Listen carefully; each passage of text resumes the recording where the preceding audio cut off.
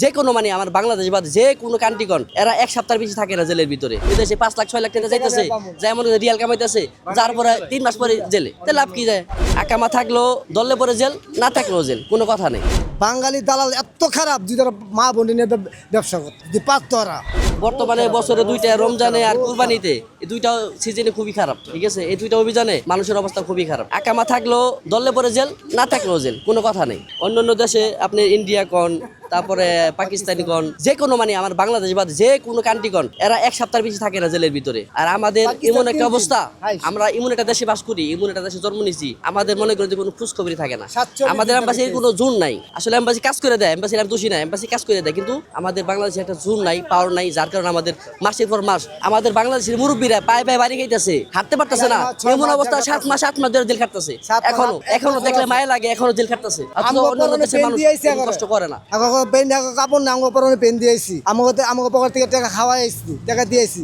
এমনকি মনে করেন যে আমরা 5 লক্ষ টাকাতে যাই, বেতন বিনিময় 800-1000 টাকা, খাওয়ান জায়গা 500 টাকা। আর ইন্ডিয়ানরা যাবে 1 লাখ 1.5 লাখ টাকা বেতন বা হাই বেতন, এখন কোনো আকামা মাইন নাই, কোনো কিছু সম্পূর্ণ সবকিছু বৈধ। পাকিস্তানেরা আসে যায় 1.5 লাখ 2 লাখ টাকা, অত অম্র বিষয়টা আসে ধরা খাইলে আর 3 দিনের ভিতরে জায়গা। আমরা 47 দিন জেল খেটে আইছি, 47 দিন আমার কোনো অপরাধ নাই, আকামা স্পেয়ার 47 দিন জেল খেটে আইছি। চেক-ইনে বসছি, চেক-ইন গেছে আকামা চেক করছে, পুলিশে তাল মানে আসো, গাড়ি তুলে শেষ। এই যে এখন যে কুমিল্লা যাবো, আমার সে টাকাটা আমার পকেটে নাই, আমি এই অবস্থা হয়ে আছি। তা আমি চাই যে বাঙালি ভাইয়েরা নতুন যারা যাইতে চায় না যাও, প্রয়োজন অন্য দেশে যাও, সৌদি আরবে না যা, সৌদি আরবে না যাও। যদি সৌদি আরবে যাওয়ার ইচ্ছা থাকে, আল্লাহর টাকা তৈফুত দেয়, উমরা করতে যাও, হজ করতে যাও, কাজে বিদ্বেষে না যাও। কারণ সৌদি আরব অবস্থা বহুত খারাপ, বিশেষ করে বাঙালি দালাল কারণে। বাঙালি দালাল এত খারাপ যে তারা মা বোনে নিয়ে ব্যবসা করতে যে পারতো ওরা, সমাজ নাই। আমি গেছিলাম এক আত্মীয় মাধ্যমে, আমার কপাল খারাপ শেষ।